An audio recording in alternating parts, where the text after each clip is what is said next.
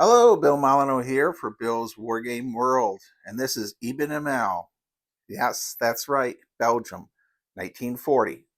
I'm going to talk about this a little bit. I'm going to start off with these figures, and I learned a lot about Eben Emael. I watched about 4 hours worth of videos, and also been reading a little bit, but the videos really helped. These are the 3D printed German paratroopers. They're glider troops for this game. All right.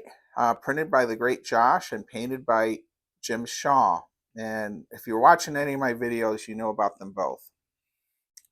All right. Well, our battlefield is in 54 millimeter scale. I'm going to be doing runs of early war battles. I think it's a part of our history of military history of World War II that is forgotten a bit compared to, let's say, the Battle of the Bulge and so many other the more, I guess, D-Day, and I think some of that's due to the lack of movies.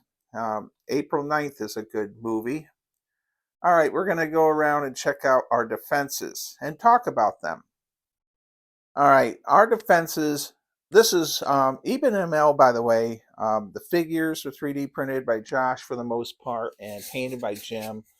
Um, but these bunkers are styrofoam boxes that we get quite a bit of them, a couple every week. They contain medicine, all right, that has to be refrigerated. And I'm turning them into bunkers. So let's take a look at this is the main headquarters building, I guess.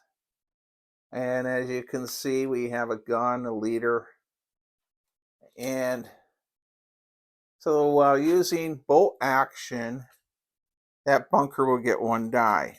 Now, Ron Perlman, the Snyder Pretzel King, famous wargamer, he has more units on a table than dice. And I didn't think of that, so I'm going to try that out.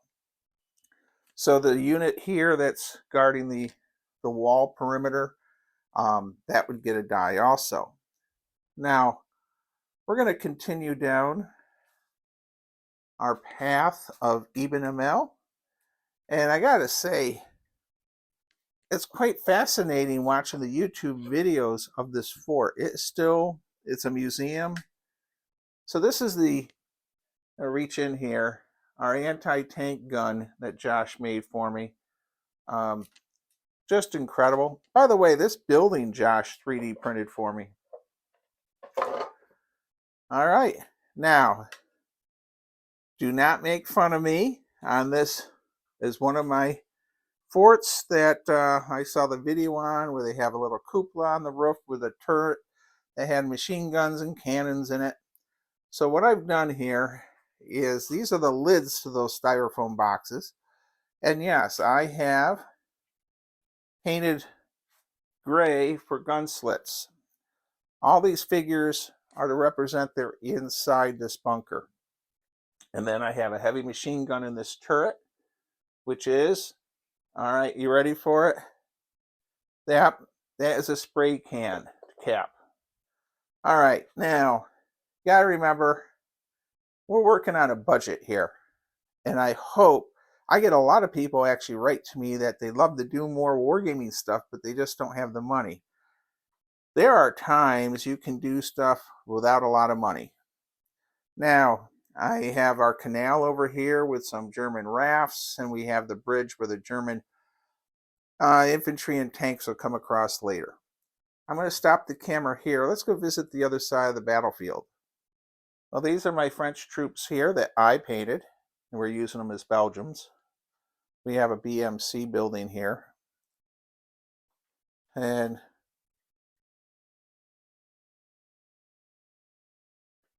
let's see here. Here's our tank. This is our Matilda. And yes, it really shouldn't be here yet. I got this from Ron Snyder, the Pretzel King.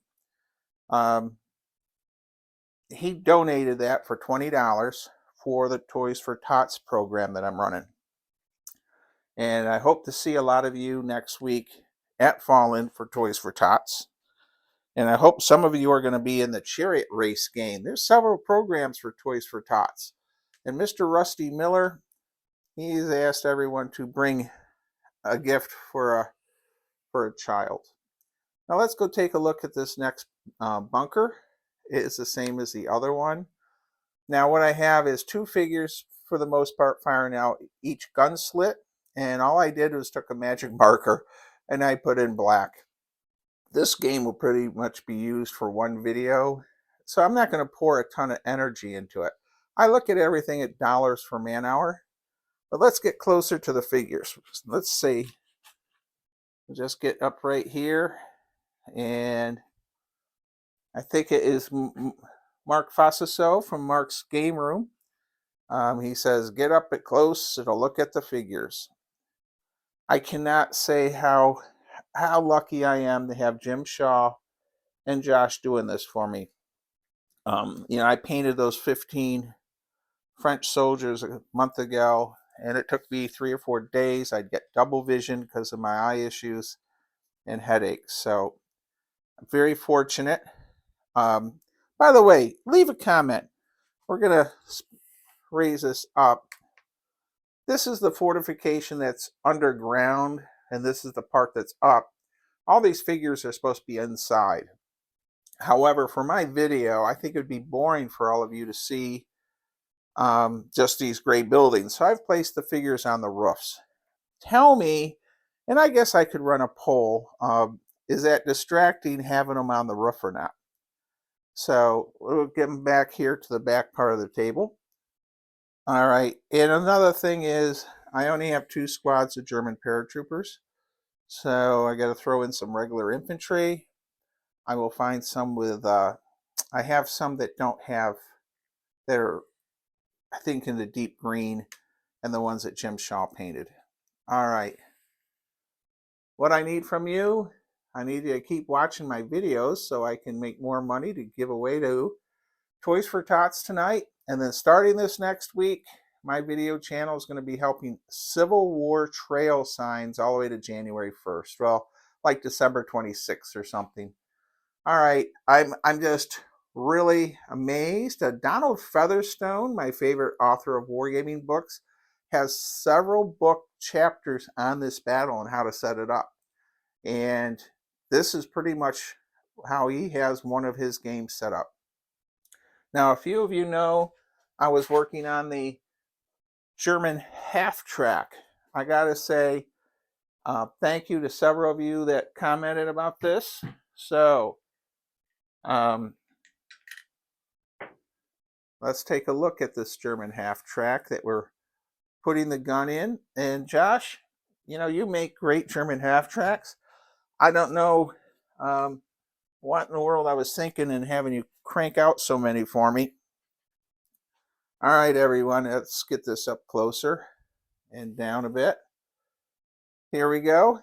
Here's our gun. And if you remember, I took it off that tractor. It was just, I think it was more 28 millimeter scale. All right. What's everyone think? I haven't glued it in there yet. But Josh, you make great products. And Jim Shaw, you paint great stuff. Look at that. I get a crew in there. I'm extremely happy with that.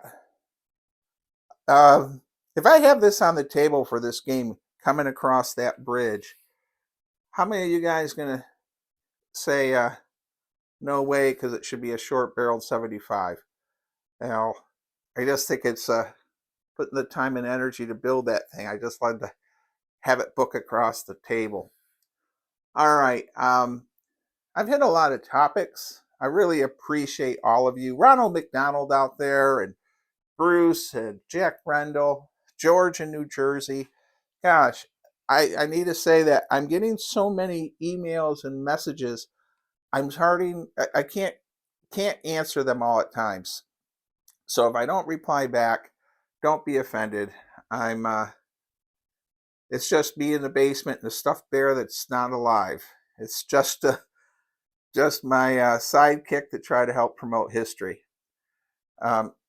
I'm also going to say I learned a lot about this battle so much. There's so much about this battle that I didn't even hardly know about it. It's well worth investigating on YouTube and History Channel. Um, so a lot of men died in these buildings with the Germans using these newfangled Panzerfaust type weapon that exploded and melted into the bunker. So I'm basically going to say, stay safe, be kind, be courteous. I'm mispronouncing my words because I just got back from the dentist and still have some issues with that. But stay safe, everyone. Tonight, tonight is the night we announced the total for the Goober calendar, or excuse me, not the Goober calendar, the Goober Toys for Tots YouTube fund. I think we're going to be over $600. All right, babbled enough. Novocaine's wearing off. Stay safe, be kind, be courteous, and thank you for watching.